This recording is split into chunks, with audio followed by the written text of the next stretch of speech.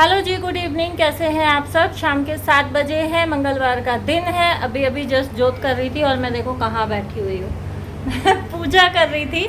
और हमारी बालकनी में कबूतर आके बैठा हुआ है, ये बहुत देर से बैठा है। मैंने मशीन लगा रखी है, कल वेडनेसडे भी है, हरियाली तीज भी है, तो कल का दिन थोड़ा सा बिजी रहने वाला है। इसलिए मुझे ये हुआ, एक दो लॉट कपड़े हैं तो वो मैं अभी निपटा लेती हूँ। एक लॉट जो मशीनों का चद्दरों का और पर्दों का बचेगा वो मैं रात को मशीन लोड करके सो जाऊंगी, तो सुबह उठते ही जो है मैं उनको फैला दूंगी, तो मेरा कपड़ों का काम सुबह सुबह ख़त्म हो जाएगा। तो उसके बाद दिन में मैं अपने हिसाब से अपना रूटीन जो है वो एडजस्ट कर सकती हूँ। और ये पिजन है ना, पिछले लगभग आधे घंटे से हमारी बालकनी में यहीं पे बैठा हुआ है, और ये मेरे हिसाब से शायद फीमेल पिजन है और अंडे वंडे देने वाली है शायद, इसलिए ये इतनी शांति से एक ही जगह पे बैठी हुई है। यहाँ एक लॉट ये धुला पड़ा है, ये मुझे फैलाने हैं, और ये वाला लॉट जो है मैंने मशीन का लगा रखा है। तो ये मशीन चल रही है, इसकी 32 मिनट्स बाकी हैं।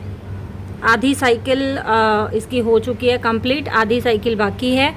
और इसको देखते हैं ये कब तक बैठा रहेगा। कुछ खाने पीने का दे देते हैं। वैसे घर में जो है कबूतर का ब्याना या कबूतर का आना अच्छा नहीं माना जाता है हमारे हिंदू धर्म के हिसाब से। बाकी ठीक है, पक्षी हैं, जीव है, आया है तो कुछ खाने पीने के लिए इसको भी डाल देते हैं, थोड़ा बहुत खाएगा तो। और कभी कभी इस तरीके से ज़मीन में बैठ के नेचर के साथ टाइम स्पेंड करना बहुत अच्छा लगता है। दिल को बहुत सुकून देता है, दिमाग को शांति देता है और आपके मूड को रिफ़्रेश कर देता है। तो बस थोड़ी सी ये नेचर की एनर्जी लेने के बाद मैं आ गई हूँ सीधा जो है डिनर की तैयारी करने। और डिनर जो है बहुत सिंपल सा आज रहने वाला है। दाल चावल बनाऊँगी। दाल मैं सिर्फ अरहर की बना रही हूँ, आज मिक्स दाल नहीं बना रही हूँ।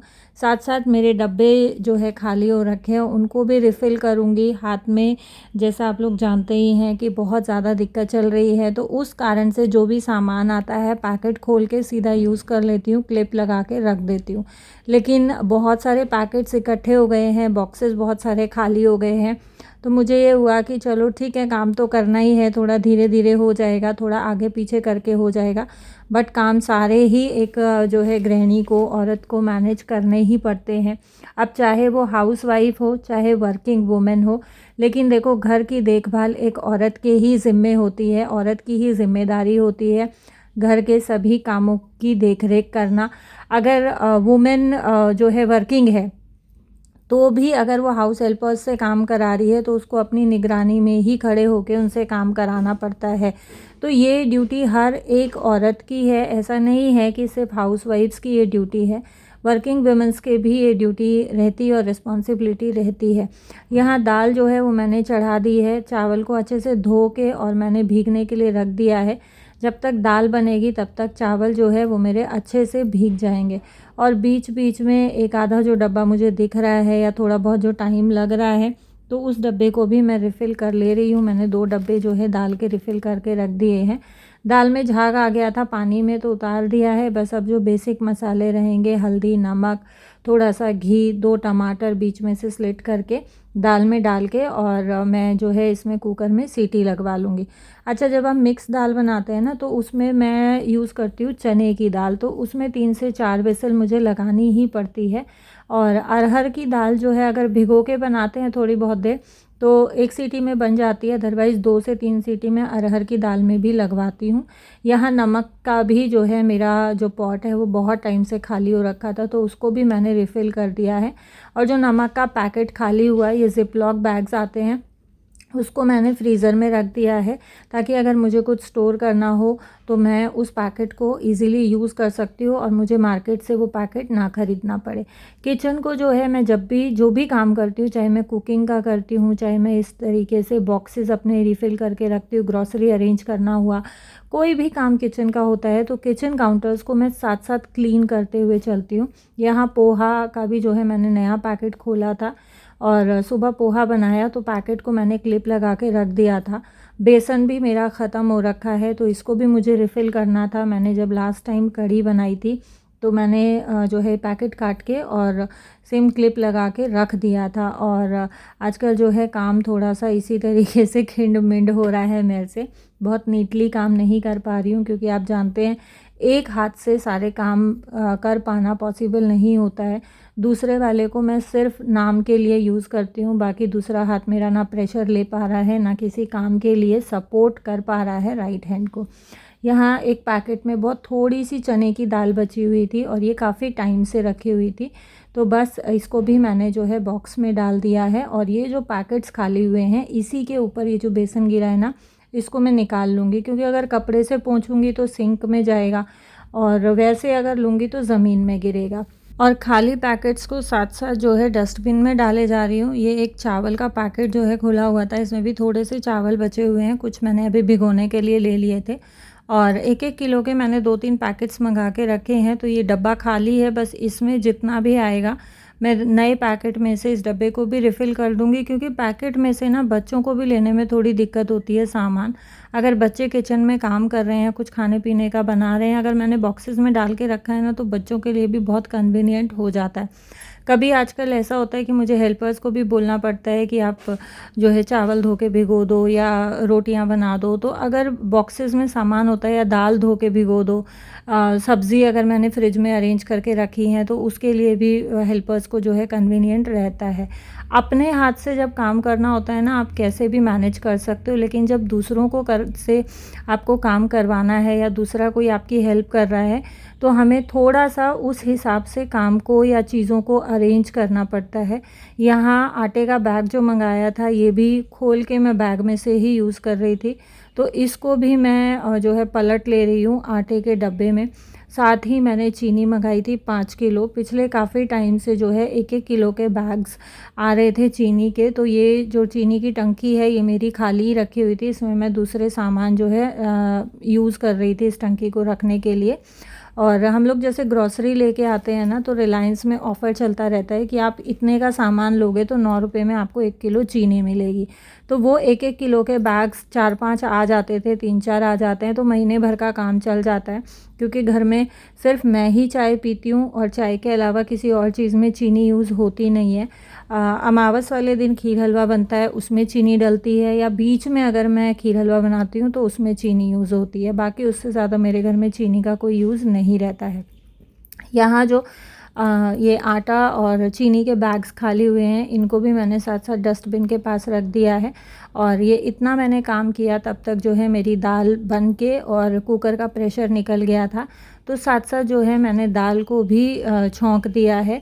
और इसी तरीके से धीरे धीरे साथ साथ अगर काम चलते रहते हैं ना, तो कामों में आपको ज़्यादा थकान भी नहीं होती है, ज़्यादा स्ट्रेस भी नहीं होता है, और हमारा जो रूटीन रहता है वो बिल्कुल जो है टेंशन फ्री रहता है, स्ट्रेस फ्री रूटीन रहता है, और हमें भी काम करने में मज़ा आता है। अच्छा, अभी भी जो है मैं अपने कामों को बोझ समझ के नहीं करती हूँ। अभी भी मुझे ये लगता है कि नहीं यार, मेरी रिस्पॉन्सिबिलिटी है, मेरी ज़िम्मेदारी है, मुझे अपनी फैमिली के लिए जीना है, अपनी फैमिली के लिए करना है, अपने बच्चों के लिए करना। और हर औरत की शायद यही सोच रहती है, और यही कारण है कि एक औरत बीमार होते हुए भी परिवार के लिए कभी बीमार नहीं पड़ती है। वो अपने लिए बीमार हो जाती है, बट परिवार के लिए जो है वो कभी भी ना तो थकती है, ना वो कभी भी बीमार होती है, ना उसको कोई भी प्रॉब्लम या परेशानियां आती हैं अपने परिवार को के लिए।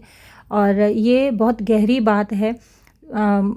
मुझे ऐसा लगता है कि शायद हर औरत इस बात से रिलेट कर पाएगी। अच्छा, एक बहन का जो है मुझे कमेंट आया था कि दीदी, मेरी मम्मी का नुस्खा है, मेरे भी हाथ में दर्द था, आप गर्म पानी में फिटकरी और नमक डाल के जो है हाथ की 3 से 4 बार दिन में सिकाई करो, आपको आराम हो जाएगा। और अगर आपको अच्छा लगे तो ये कमेंट वीडियो में ज़रूर से शेयर करना। तो जी देखो, मम्मियों के नुस्खे ही ना हमेशा ही जो है रॉकिंग होते हैं, और ये बिल्कुल सच्चाई है कि अगर हाथ की या किसी भी चीज़ की, आपके किसी भी बॉडी पार्ट में अगर इस तरीके से पेन है या स्वेलिंग है ना, इंटरनल स्वेलिंग है, तो आप फिट करिए और मोटा जो नमक आता है उसको गर्म पानी में डाल के सिकाई करो तो आराम हो जाता है। क्योंकि मैं हॉट पैक से भी जब सिकाई कर रही हूँ ना, तो मुझे थोड़ा रिलीफ मिलता है। लेकिन दर्द मेरे हाथ में इस तरीके से है कि पूरे हाथ में पेन है, शोल्डर से पीछे कमर तक जा रहा है, शोल्डर से आगे ब्रेस्ट तक आ रहा है, और शोल्डर से ही गर्दन से होता हुआ कान तक जा रहा है। तो इतने सारे पोर्शन को गर्म पानी से सिकाई कर पाना मुझे समझ में ही नहीं आ रहा है कि मैं किस तरीके से करूँ। जब मैं नहाती हूँ तो मैं आजकल गर्म पानी से नहा रही हूँ, तो बहुत तेज़ तेज़ गर्म पानी से इस हिस्से को मैं पूरे को बहुत देर तक सेकती हूँ, तो मुझे काफ़ी रिलीफ़ मिलता है। ये आपने बहुत अच्छा मुझे सजेशन दिया है और डेफ़िनेटली इससे आराम भी पड़ेगा, मुझे पता है। लेकिन पोर्शन मेरा बहुत ज़्यादा है, मुझे समझ में नहीं आ रहा कि मैं किस तरीके से सिकाई करूं इस चीज़ की। तो बस यही रीज़न है कि गर्म पानी से मैं प्रॉपरली 3-4 बार सिकाई नहीं कर पा रही हूँ। खाने वगैरह का काम करने के बाद जो है बच्चों को मैंने खाना दे दिया था और बच्चे जो है सोने चले गए हैं। मुझे दर्द के मारे नींद नहीं आ रही थी, तो बस यहाँ लग गई हूँ मैं अपने बाकी के कामों के लिए। और ये कपड़े जो है मैंने सुखाए थे, दिन में बारिश सी आई तो ये सीले थे, बस मैंने अंदर जो है स्टैंड पे डाल दिए हैं। बाकी जो कपड़े उतर के आए थे या सूख गए थे उनको मैं साथ साथ फ़ोल्ड करके रख देती हूँ। सबके अलग अलग फ़ोल्ड करती हूँ तो बच्चों को भी ईज़ी हो जाता है, अपने अपने कपड़े उठाते हैं और अपनी अपनी कबर्ड्स में ये लोग सेट कर लेते हैं। और हस्बैंड की भी जो है कोई मीटिंग वगैरह थी तो उसके लिए वो गए थे, वो भी काफ़ी लेट आए थे और ये सब काम करते करते लगभग मुझे बज गया था 12:30 के आसपास का, क्योंकि बहुत धीरे धीरे काम कर रही थी। उसके बाद मैंने थोड़ा बहुत अपना वीडियो का काम किया क्योंकि टाइम पास नहीं हो रहा था, बच्चे सो गए थे। हाथ की थोड़ी सिकाई करी और उसके बाद भी जब हस्बैंड नहीं आए तो मैं अपना वीडियो का काम करने लग गई थी बैठ के, क्योंकि दोनों हाथ से तो फ़ोन मुझसे आजकल यूज़ नहीं हो रहा है। फ़ोन को नीचे रख के टेबल वगैरह पे और तब मैं एक हाथ से जो है एडिटिंग वगैरह कर रही हूँ। और हस्बैंड जो है वापस आ रहे थे तो उन्होंने जैसे ही मीटिंग से फ्री हुए थे मुझे कॉल कर लिया था और मैं यहाँ उन्हीं से बात करते करते जो है अपने सारे काम निपटा रही हूँ।